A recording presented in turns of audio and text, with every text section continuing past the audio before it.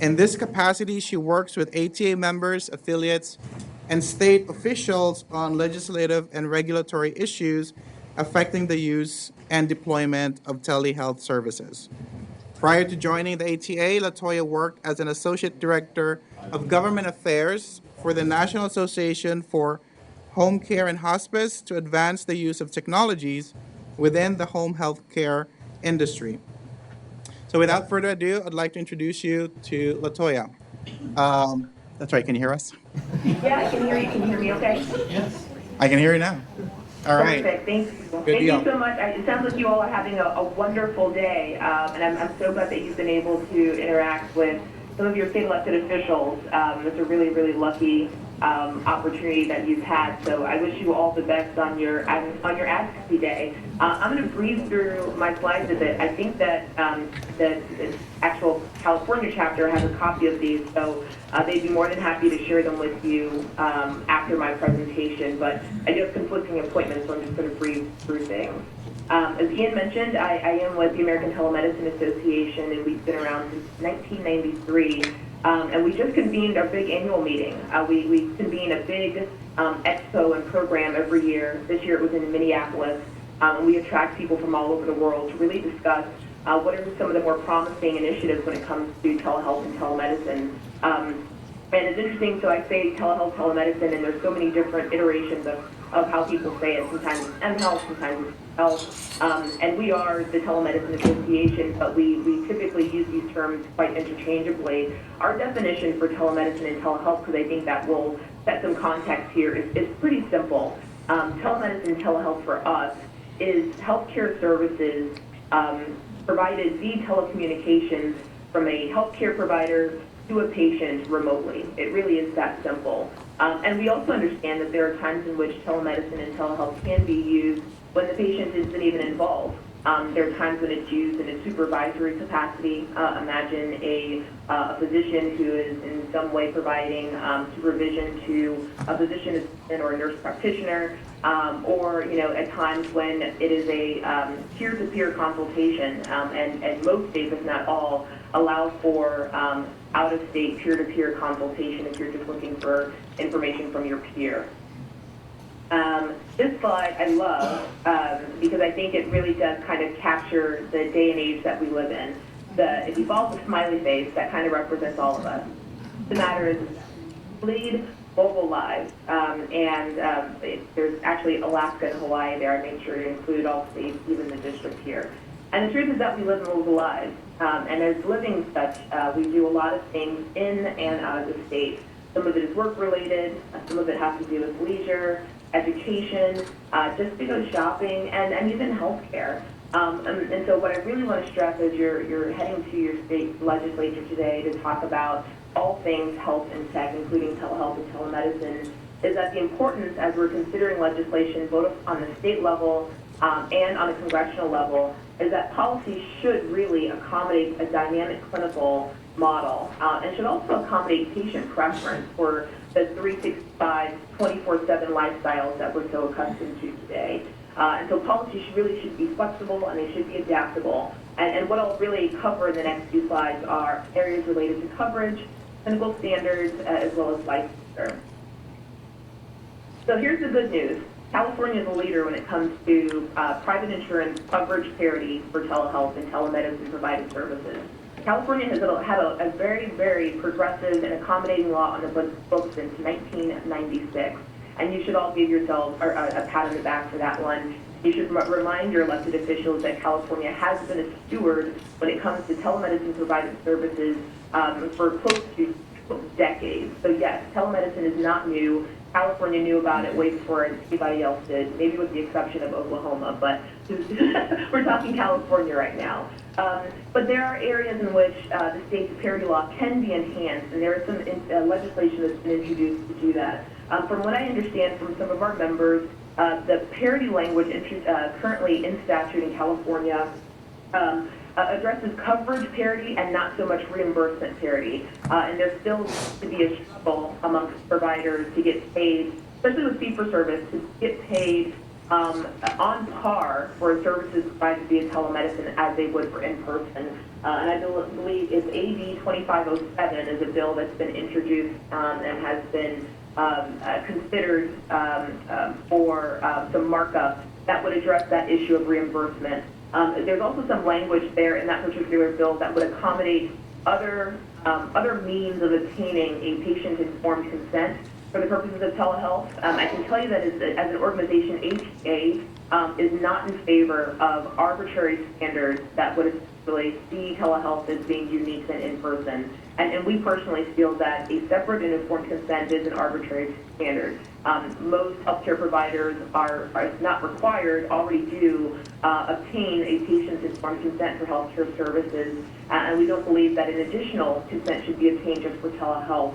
We do believe, however, that the patient should be duly informed of all risks and limitations that are outlined when it comes to using telehealth, but that no consent should be required additionally. But that language is currently in the bill that's kind of gaining steam. Another gap that you should be aware of when it comes to California law is that the Parity law does not include coverage for telehealth provided services for workers' compensation. That is the one area that the current statute does not cover. And there's a separate area in your statute, I believe, dealing with liability insurance. And that would require separate legislation that would amend that section of the law. We're hearing from folks that they're having to negotiate, and it's really like pulling teeth with through contractual means to accommodate telehealth under those contract services for workers' comp. But that's something that you can certainly keep in mind talking to your elected official. I did also want to point out that this map in the past week or so has changed. If you take a look at Arizona, Arizona used to be gray, Alaska used to be red. Alaska is on its way to getting a law signed by its governor to allow for partial parity, primarily for mental health services provided by private insurers, and that is one step forward for Alaska. And Arizona, it has just enacted and waiting for the governor's signature legislation that would remove geographic barriers. And this is important as you're talking to your elected officials. This means that there are no parity laws, including your own, that discriminate against either a beneficiary or provider on the basis of geography. That telehealth is no longer a rural-only concept, that this is something that's happening statewide, and all private insurance parity laws are now responsive with that. It's also important to talk to them about how far behind Medicare is, and many of you are already familiar with Medicare's barriers when it comes to telehealth. And so as you're talking to your elected officials, either in the state or congressional level, reminding them of this progress that's happening on the state level is quite important. I'm going to just harp on your Medicaid plans just for a little bit. There are some enhancements that certainly need to happen on the Medi-Cal side. Their statutes have been updated over the past couple of years. There have been some accommodations for asynchronous coverage, particularly for that of teledentistry, ocular care, as well as dermatology under your Medicaid. But none of that is reflected in your Medicaid manual. And so I do believe that there needs to be a conversation with your elected officials about really enforcing your agency to make the necessary updates that folks are clear as to how to bill for these services. Your parity law is quite clear that Medicaid can't discriminate when it comes to telehealth provided services. The manual itself says otherwise, but there certainly is a need for update there. We are at 49 states. We are one state off for having broad coverage of telehealth provided services when it comes to Medicaid. The one lonely state here is Rhode Island, but it's not without a lack of effort. It's just a matter of the state really realizing that despite its small stature and when it comes to its land mass, that it's still an area that would that needs some access to services, and telehealth can certainly accommodate that. We have a report that we put out about every 6 months, and we grade the state. You can get access to that report on our website, but this chart here I think is quite telling because it shows again that the states really are incubators when it comes to telehealth, and that Medicare is quite far behind. And that again, that map is also in the report, and you can refer to that again. A couple of other things that I just kind of wanted to highlight. Most of your states are pretty good. Your state licensing boards are pretty good when it comes to recognizing that telehealth is an appropriate way of delivering services. I believe that only your OT board, occupational therapy, has had some question marks in the past about whether or not they would allow the use of telehealth in occupational therapy practice. as an initial visit, and I think that's been fixed the past year or so. But these are just some of the topics and conversations that are had with licensing boards. Clinical practice is certainly something that's happening all over the country. There are 400 plus licensing boards that are having conversations about whether or not telehealth is appropriate, what types of modalities are appropriate, whether you're talking about video, audio, asynchronous, like remote patient monitoring, stored forward. There are a lot of those conversations happening, and they will continue to happen as technology and delivery models evolve. And then finally, I just wanted to touch on licensure. So there are a number of things that you should be familiar with that are coming to your state because they've come to other states. I'm going to skip national reciprocity because it's kind of a separate conversation to have, but here's what you need to know. There are, I would say, 4 compacts that you should be aware of, and that will probably get introduced in your legislature, if not this year, next session. There's the FS&B compact that would affect physicians. This is a compact based on compact based on expedited licensure. It still would maintain the state-by-state approach. However, it does expedite the amount of time that a physician would get its license. There are 12 states that have already adopted the compact, and we anticipate that more states will adopt it. And so it's something to be aware of and to encourage your legislatures to move forward with, because this is definitely a step in the right direction for physicians.